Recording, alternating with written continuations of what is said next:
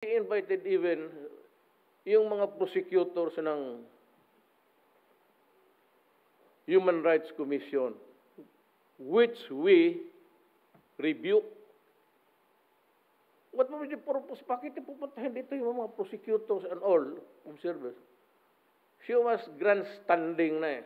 It was like a carnival after she was talking right and left dito, gano'n.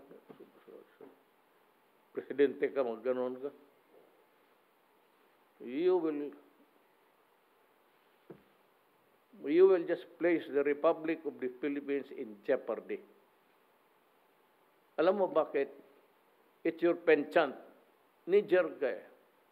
Minsan may issue. Tinanong ako ng media, ito ba ang pulis makatanggap ng regalo? Lakson pati siya, automatic. That is illegal, unconstitutional, blah, blah, blah, blah, blah, ganon. Unlawful.